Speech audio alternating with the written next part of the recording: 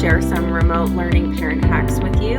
We got some requests for just giving parents some support on the days that your children are home, and I'd love to share this with you.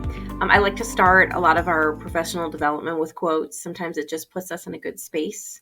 So take a moment and just read this with me. This is a stressful, unpredictable time for everyone, including families, parents, and children. You can help your children by providing them with a structure and routine and being a positive force in their education. And just a reminder that we really all are doing our best in this. Parents, teachers, children, it's really challenging and it's not what we all imagined for the year. But I've had so many wonderful conversations with families, and everybody is really doing a fabulous job. I'll present 5 remote learning hacks to you today. Hack number 1, digital quarantine. So limit your child's time on phones and other devices, including video games, until schoolwork is complete. So we found that removing the distraction is really just the easiest way to do this. If possible, take your child's phone away until the work is done. I know that in some cases the child might need to contact you, but taking those video games out of the room or just removing that distraction really helps. This trick, I didn't even know about this, but when I learned about it, I thought it was pretty handy. If you press Control H on a Chromebook, it will look up your child's browsing history. So if you have a child who we've found that there's quite a few YouTube hits that are happening during the day, if you're really concerned, you can contact us and we can kind of dig a little deeper. But Control H will pull up that history. So if you really have a child who's struggling, you can let them know that, hey, at the end of the day, I might do this, and just make sure that you were in the appropriate places. Mrs. McGrath has agendas down in her front office. I thought maybe just replace a phone with an agenda. If you'd like one, they're $2, and they're really handy just to have, what the child needs to do, what's due when. It's kind of just a nice visual. Hack number 2, make space for learning. There's been a lot of talk about the learning environment for kids at home. I've found a couple small tweaks in this go a long way. Aim for a space away from a bed or bedroom. A lot of our children we know have to work in their bedroom, but the bed is so tempting, ever so tempting. I've been in that situation myself. So if you can move the learning space to either living room or a dining room, we found that kids have more success. Headphones are really important. If you have multiple kids learning in the same house, headphones really help to minimize that distraction and the noise input coming from other spots. Also, a few inviting touches. I said, like, if you could put a picture frame or perhaps a positive quote, just some nice supplies on the desk, anything you can do to make the space inviting. And also, we found that kids have been successful when they print out their schedule with the times on it and the to-do list from each class. At the secondary campus, each teacher has a to-do list, and those can be found on our website, which is right here, idahoartscharter.org, and you can print them out, and just a nice, easy visual for your child. Hack number 3, monitor the monitor. That Control H feature, super important. If you are home, and I know most of the time if you are home, you're probably working from home, maintain a presence. And we'll talk about some ways to do that without kind of overloading you. This is called a check-in and check-out. We do this with a lot of our students here.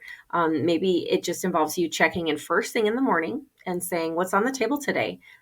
What's coming up? Do you have any tests? Which classes are live? Just doing a quick check-in and then a check-out when you get home from work and follow up on those things that you brought up in the morning. Also, checking PowerSchool regularly. If your child is falling behind, contact the teacher and see what you can do to help your child engage. The more regular you're on it, the less it sort of snowballs into this bigger problem. If you need help or support getting on PowerSchool, you're going to email janne.goetz, JANNE.GOETZ at idahoartscharter.org. This is the last trick in this one. Have your child turn his or her camera on. I can't speak enough about this one. When I'm walking into classrooms, all of the students with their cameras on are with it. They're taking notes. They're right with the teacher. Once you turn that camera off, that level of accountability drops almost to nothing. They can, get back in bed. We've had some kids say, I fell asleep. I turned my camera off. I sat in my bed and I fell asleep. Once that child turns the camera on, they're there. They're able to engage with the teacher.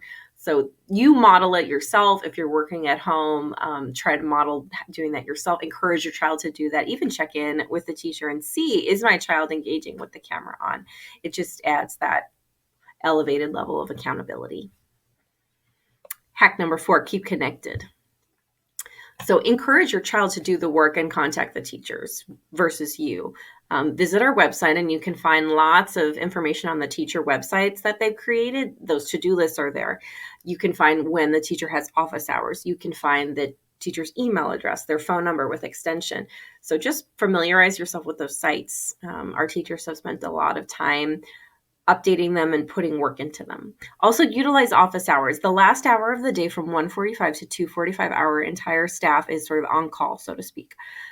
Please, that's a great time to make a phone call. We are here for you. And then call or email us with any questions. Check PowerSchool frequently. And this last one, you can't see the words because my little video is in front of it, but just assume positive intentions for all parties involved. Hi, Mrs. Eigen. Assume positive intentions for all parties involved, including teachers. And, we're doing the best we can. Our staff is, and we know that you are as well. So I think if we all have those positive intentions, things will go well.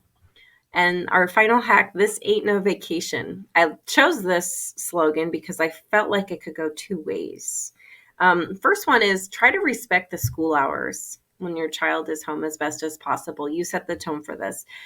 It's really easy to schedule an appointment or on a remote day or take a trip, and it's very tempting. But I think the more we sort of respect those hours and really honor the time frame that your child is in school, the easier it'll be for your child to focus.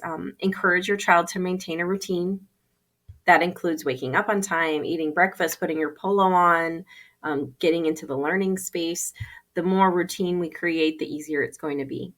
And then finally, on the other end, on the flip side of the coin, take care of yourself. This is not a vacation in the sense of this is really hard.